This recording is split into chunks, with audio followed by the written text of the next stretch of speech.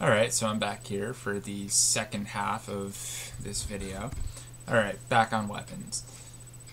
Now, the weapons in Resident Evil, like the first three, they weren't upgradable. The best you could do for upgrades is you could get a thing for the handgun so that it'll fire burst rounds. Even then, like in terms of power,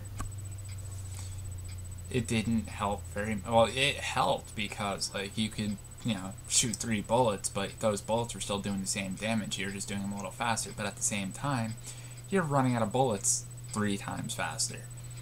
And I think the first game I counted, there's only like 30 clips of handgun ammo you can pick up. I don't know, somewhere between 10 and 20 boxes of shotgun shells, 5 or 6 things of grenade rounds. There's not a whole lot. You have to literally choose your enemies. These other ones, like 4, 5, and 6, well, actually, I've never played 6, so scratch 6. I just know that it's gonna have all the same stuff. But, like, you can upgrade guns to the point where you can go through the whole game with a pistol, and it's stupid. Like, that's not survival horror. That's an action game.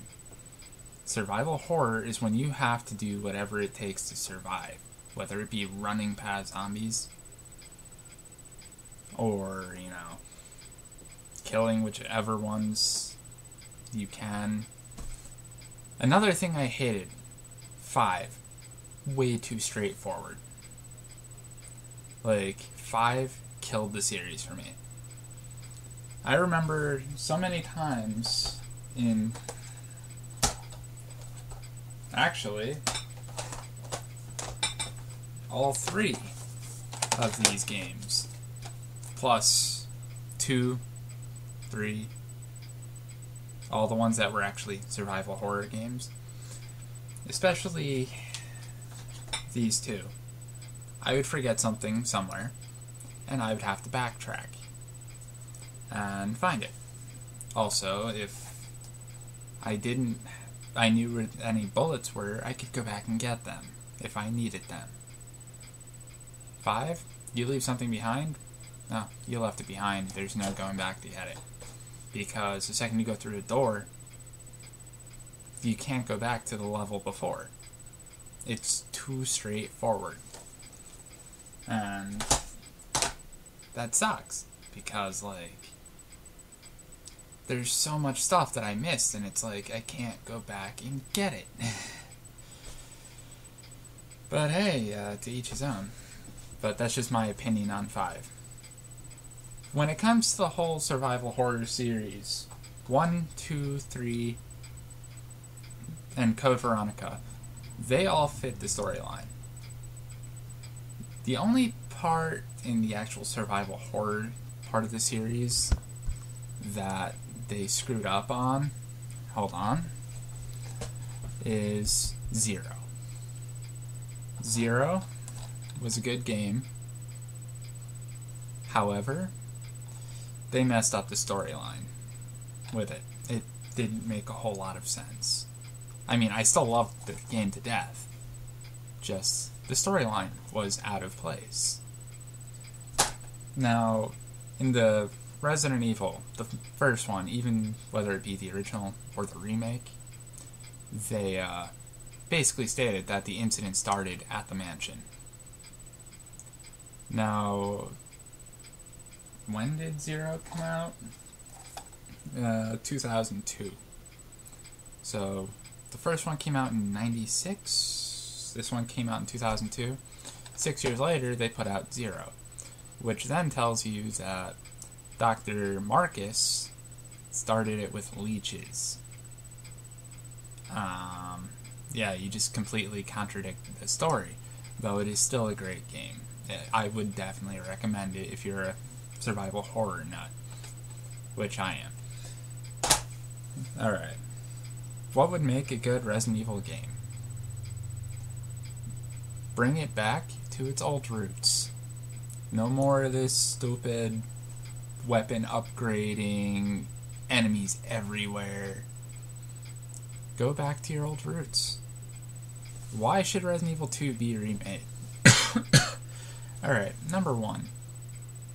You have gone so far astray in the series that, okay, I am a die-hard Resident Evil fan, but I am losing interest in it. It's not Resident Evil anymore. Resident Evil 2 was one of the best Resident Evil games to come out. I think the only thing that beats it compared to the original Resident Evil 2 is the Resident Evil remake. But if you remade Resident Evil 2 like you remade this one, it would beat this one by a long shot. Now, you have to take the fans into consideration, Capcom. Like, okay, I see you're trying to appeal to the Call of Duty crowd. You know what? If I wanted to play Call of Duty, I would play Call of Duty. Keep Resident Evil out of Call of... actually, I should say, keep Call of Duty out of Resident Evil. Like... Oh, well, I mean, if you want to be technical, they threw zombies in Call of Duty. They're trying to make Call of Duty more like Resident Evil, to appeal to the Resident Evil crowd. So you guys are just kind of, like, conflicting with each other. And... well, that's going to kill the franchise. I mean, I played Call of Duty. I played Black Ops. Black Ops 2 is just horrible. Like, the zombie mode on it and stuff.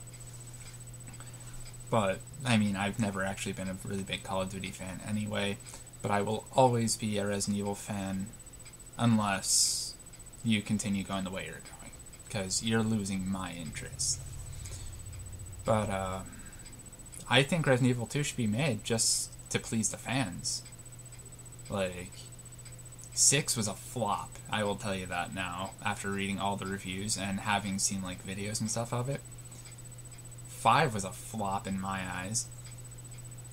4, okay, the gameplay was good, but, again, though a lot of people will tell you it's survival horror, it's not survival horror.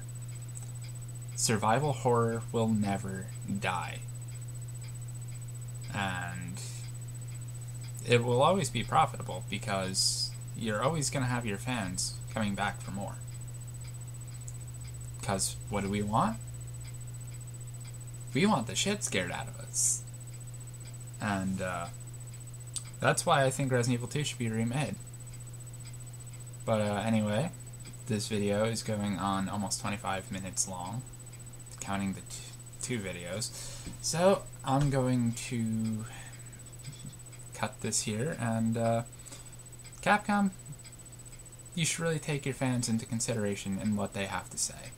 I hope what I said during these videos you can take into consideration, and hopefully the next Resident Evil can be a better one. I am looking forward to playing Revelations. I haven't played it yet. Obviously, I don't have a Nintendo 3DS. Oh, another thing. You should really take these two here and port them onto the Xbox and PS3. Because GameCube, which is what I have them on, is obsolete for the most part. I'm not a big fan of Wii, so I'm not buying a Nintendo Wii, but I would love to have this game to where I could actually play it again. I mean,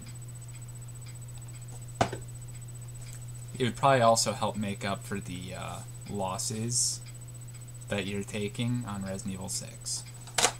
Alright, well, this was fun. Hope Capcom takes it into consideration. Have a good day.